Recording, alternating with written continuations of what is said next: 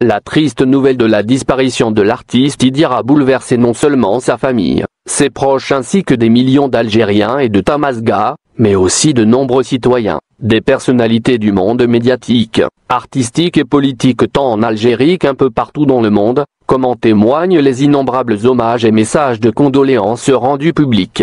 Paradoxalement, cet événement tragique est l'occasion saisie par certaines personnes pour déverser sur Internet et les réseaux sociaux un discours haineux et xénophobe ciblant le regretté Idir et sa région d'origine, la Kabylie, alors que sa disparition est un choc même pour celles et ceux qui ne comprennent pas un traître mot de ses chansons. Cette campagne de dénigrement des personnalités de cette région n'est, cependant, pas nouvelle, elle est relancée à différentes occasions y compris en période de deuil frappant la Kabylie et n'épargne aucune catégorie sociale, écrivain, intellectuel, artiste, politique, footballeur. Et rien ne trouve grâce aux yeux de ses auteurs. Aujourd'hui, elle cible le défunt Idir, hier ce fut Mameri, Djaou, Arkoun, Matoub, Mingela, Ahmed, Slimane Azem, Zidane. Et même le directeur des affaires religieuses de Béja n'y a pas échappé, il est vilipendé pour avoir tout simplement rendu un hommage émouvant au regretté Idir.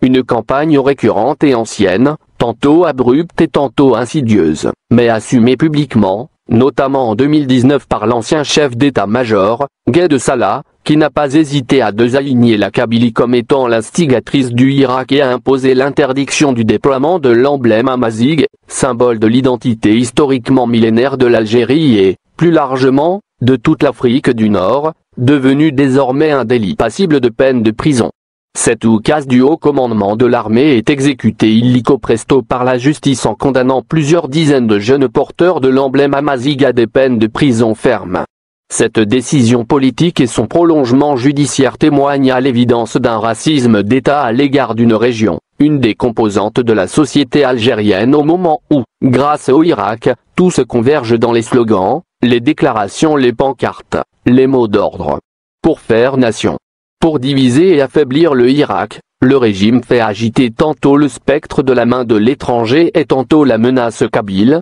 Les habitants de Kabylie sont qualifiés de zouaves, une mystérieuse opération zéro kabyle, est lancée lors d'une rencontre tenue du 18 au 20 août 2019 dans l'ouest du pays pour empêcher l'ascension supposée des Kabyles, et les autorités y ont procédé à la fermeture d'une douzaine d'églises afin d'indexer la Kabylie et de la singulariser et la montrer du doigt point. Désormais, cette région, surveillée de longue date par le pouvoir comme du lait sur le feu, est plus que jamais tenue en suspicion. Une région qui s'est d'autant plus engagée massivement dans le Irak qu'elle vit ce soulèvement comme une continuité de ses luttes antérieures. Précisons, toutefois, que cet ostracisme concerne non seulement la Kabylie qui a payé un lourd tribut, notamment lors de l'insurrection citoyenne de 2001 dont la répression s'est soldée par plus de 128 morts, des centaines de blessés et de jeunes handicapés à vie, mais aussi les populations de certaines régions berbérophones, comme les Aurès et le Mzab. Pour avoir lancé une révolte sociale en 2003, de jeunes Kchaouis de la localité de Tekou dont les Aurès ont été torturés par des éléments des forces de sécurité. En 2014, la région du Mzab dans le sud a connu à son tour une répression sauvage à la suite d'un soulèvement massif pour dénoncer le traitement répressif qu'elle continue de subir, dont certains jeunes mozabites croupissent encore en prison.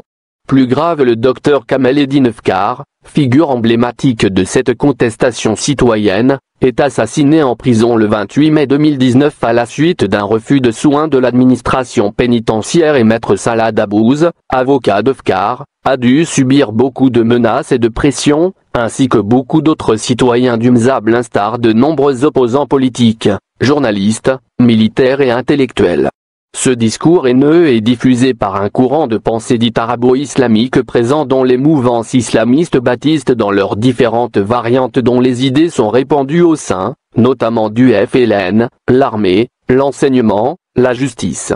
Il est construit sur la prétendue idée de défendre la langue arabe et l'islam, dont la genèse remonte au mouvement national. Un discours fortement idéologisé en ce qu'il ne renvoie ni à l'arabité de l'Algérie vécue par les Algériens comme une réalité culturelle et linguistique vivante et objective, ni à l'islam spirituel forgé par la tradition confrérique, en Afrique du Nord, qui en a fait une source d'élévation morale et facteur de cohésion sociale, mais a un contenu idéologique auquel l'usage politique sert la mystification et l'exclusion. Ce déferlement de haine à l'égard du défunt Idir et de ce qu'il représente comme diversité, culturelle et politique participe de cette idéologie rétive à toute forme d'altérité, de différence et d'ouverture à l'autre.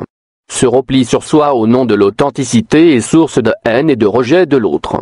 Cette attitude xénophobe est d'autant plus condamnable que l'Algérie vient de se doter d'une loi criminalisant la haine et le racisme, alors même qu'aucune autorité publique n'a dénoncé cet ostracisme. Si rien n'est fait rapidement pour empêcher ces discours de haine et d'exclusion, le risque est alors réel de voir se nouer à l'avenir des situations tragiques qui menaceront dangereusement le destin collectif qui peut nous ramener vers un génocide. Paniqué par la reprise certaine et plus déterminée du Irak, le pouvoir du fait accompli opte pour cette stratégie diabolique qui tente de stigmatiser la Kabylie et du coup diviser le Irak. La vigilance doit être de rigueur devant cette attitude xénophobe et malheureusement officielle. Riposte Internationale condamne avec la plus grande vigueur de tels propos et le silence complice de l'administration algérienne, et tient à attirer l'attention de l'opinion publique tant algérienne qu'internationale sur les risques de dérives dangereuses que ces discours et ne peuvent engendrer. Par Ali Edjedi Oufella, président de l'ONG Riposte Internationale et Lila Mansouri, secrétaire général de la même ONG.